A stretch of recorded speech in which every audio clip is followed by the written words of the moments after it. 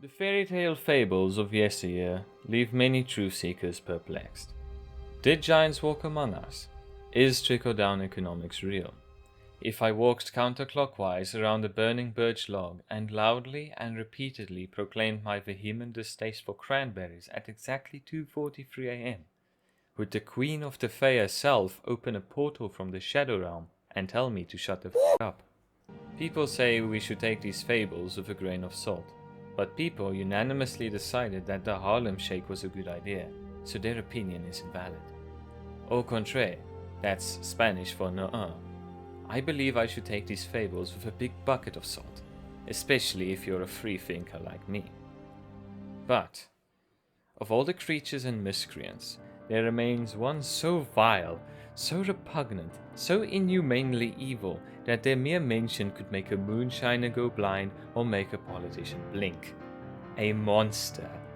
Nay, the destructive force of Mother Nature having a bad hair day itself. Nothing less than the gnome.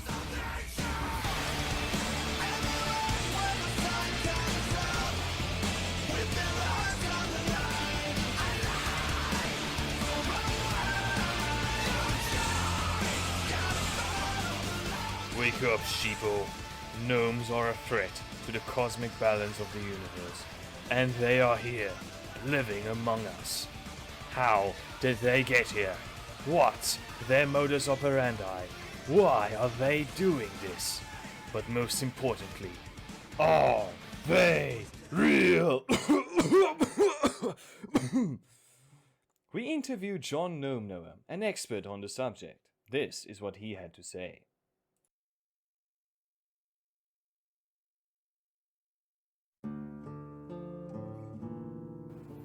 So you wanna know about gnomes. You see, gnomes are nasty little bugs. Standing at 2 feet tall, they hold a lot of rage in their little bodies. But it wasn't always like that.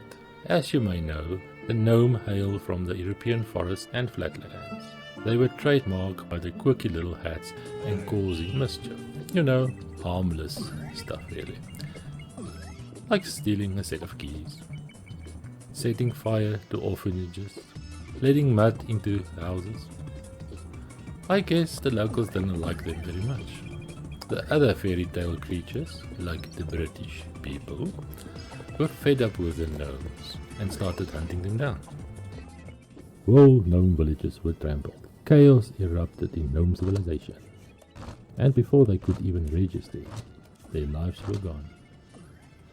Those who survived the purge fled for their lives across the Mediterranean, through the Sahara, and the jungles of the Congo, all the way to the southernmost tip of South Africa. But the British people were not done. They took their boats and sailed through oceans to end the gnome menace. The gnomes got crafty, however. Crafty and dangerous. Before long, the British had to retreat in an embarrassing failure simply called the Anglo-Nomo War. Stricken from history books, of course. The gnomes were victorious, but they were not done. They won't rest until every person believing in British people were taught the error of their ways. That's why the gnomes are angry. Now, if you'll excuse me, I will hop on Fortnite, Battle Royale and crank 90s with my gamer gang. Is it recording? Yes. Oh, okay. Fascinating discovery. We now know why gnomes are doing this. But how will we humans survive the onslaught? We cannot just forget British culture. Just think of all the good Britain has done for us. Okay, but still, gnomes are evil. End of story. Here we interview Mrs. Extian, a concerned citizen regarding the gnome crisis. Thank you for having us, Miss Extian. Your hospitality is appreciated.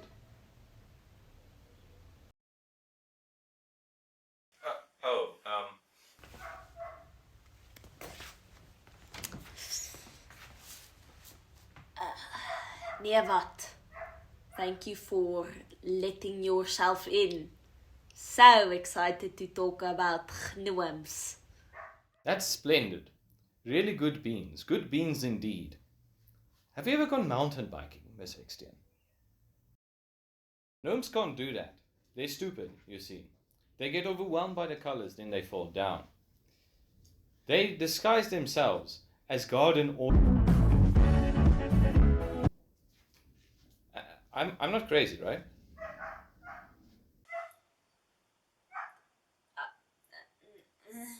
Now, I don't want to waste your time, so I'll make this quick. Why do you, a normal and rational citizen, hate gnomes? I hate gnomes. They are smelly and stupid and smelly. Jy het al smelly gesê. Yeah, they hate puppies and they are like the yin to South Africa's yang, except like evil and stuff. If I were to see a gnome right now, I would kick it and beat it within an... Cut! Your queen, slay. I too believe the new menace should perish. They will have to die for the safety of the world. But who will help us? We are powerless, too weak to stand up for ourselves. They have won. We have not even lifted a finger. Where is our great hero, our protector? Where have all the good men gone, and where are all the gods? Where's the streetwise Hercules to fight the rising odds?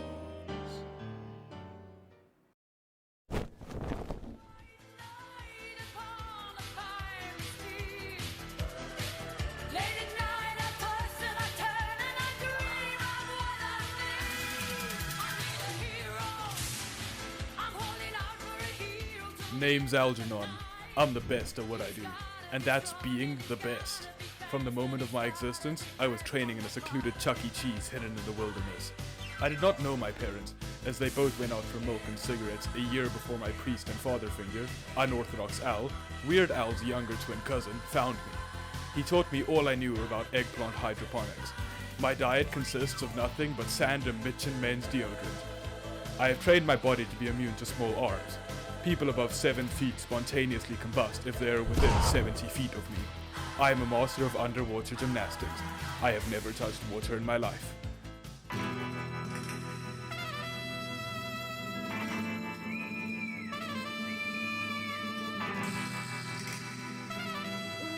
There is no species of bacteria alive that I have not bested in single combat.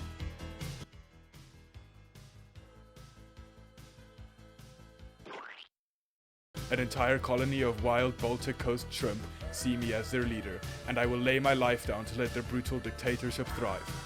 For the past century, I have studied the gnomes' abilities and weaknesses. For one, I know they are not immune to anti-material rifles. For another, I know the claims of their mastery of weapons are not understated. I once saw a group of gnomes carry a rocket launcher. It was the scariest moment of my life. I thought them unstoppable, until a buddy of mine, Cyberkraker Christoffel, booted up the mainframe and used SSL with a USB stick and a lot of firmware to digitally geolocate their hideout within the metadata. Their proxy firewalls were no match for his unparalleled skill at scratch coding, just like how the gnomes are no match for me.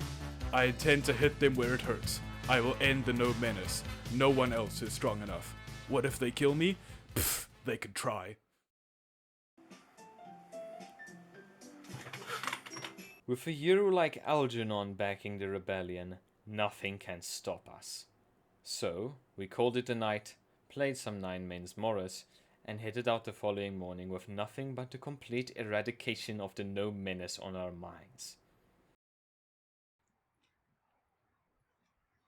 So, Algernon, what's your favorite color? Red. It's the color of gnomes. Hats. Oh. A wall. I know how to get past these.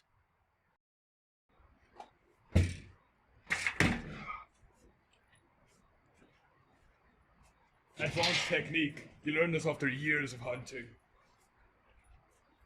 Come. Get down. Typical Gnomian technology. Enough to catch any hunter. But not Algernon, the gnome hunter.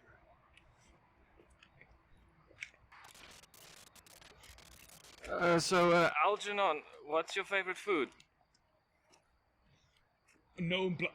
Pineapples. I like pineapples too. Sand. Oh yes, yeah, sand. I like sand too. It's very nice sand. Yeah. Get a hobby.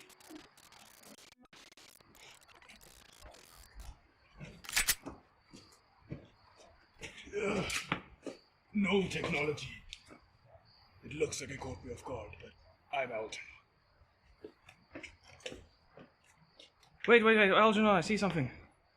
In the shadows. Is that? Are you sure you heard something? It's been a while. I'm positive. Whoa, what's that? Oh, that's a little guy.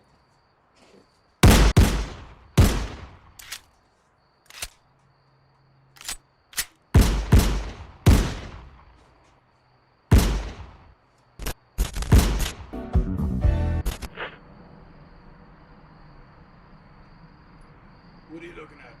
Let's go.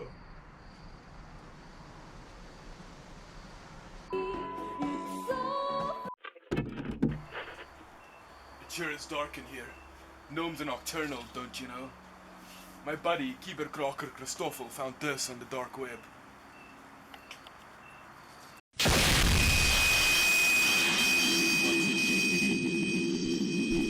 Now, gnomes really like heavy underground music. I can lure them out with it.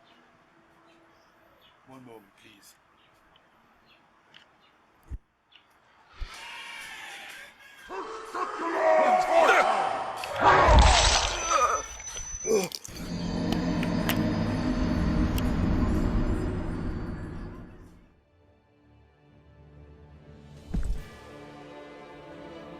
You have arrived, child of man. At long last, this place seems fitting. The final battle, before you succumb to the will of my people. For as long as we can remember, your kind has persecuted our family, butchered our brothers, and laughed as you reduced our world to nothing but cinders and memories.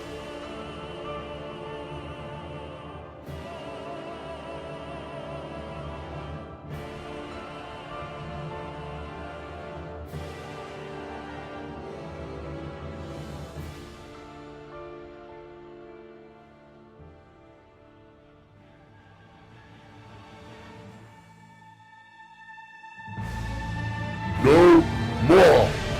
With your death, my folk shall reclaim our homeland and lay waste to the arms that oppose us.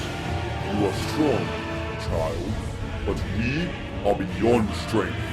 The tyranny of the British...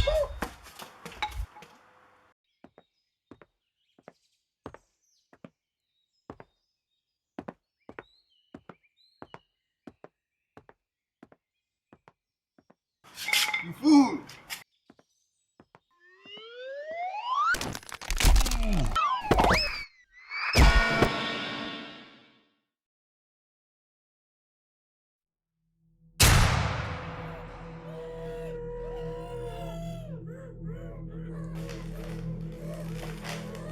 How does the feet taste? Human? Like your mom. Gnomes! This is why I hate gnomes. Hatred? Let me tell you of hatred, child of man. There are 4.235 billion beard hairs lashed onto all my gnome kin.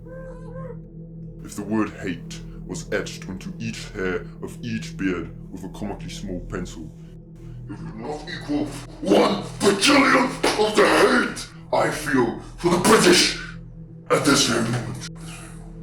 Their beans on toast. They're arrogant. What? Don't care, didn't ought, cry about it, stay mad. Get real. Enough! Gnomes! Tonight is the night I draw this fool's blood. I wouldn't be so sure of that if I was you. And please tell, how is that possible? We have you surrounded. You see, dear gnomes, you managed to gather the entire gnome population to see my defeat. All according to my plan. While you were all yapping, I cleverly constructed a pocket nuclear bomb factory. My genius knows no bounds, just like this bomb's explosion, which is a radius about everything you know about. The gnomes were meant to succeed. Our fate is written in the stars. Oppan Gangnam Style.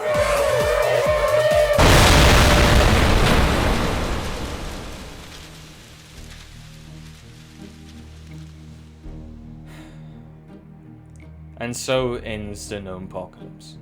After the explosion, all the gnomes died. All of them. Poof. Gone. Gone like my human decency and morality whilst being stuck behind slow-walking people. But what happened to our hero? We here at Documentary Incorporated do not know. Maybe he got eviscerated by the blast, leaving nothing but his shoes and a comical sizzle. Maybe he used his talents to survive and return to the Chuck E. Cheese until another group of clowns threatens the world.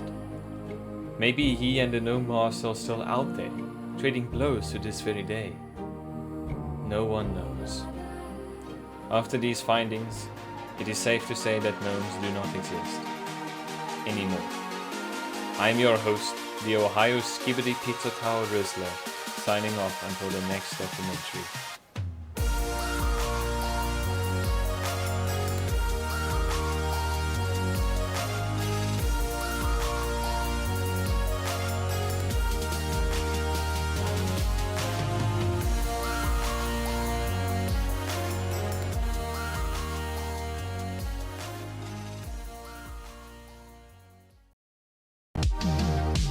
Staring at the bottom of the glass, hoping one day you'll make a dream last. The dreams come slow and you go so fast.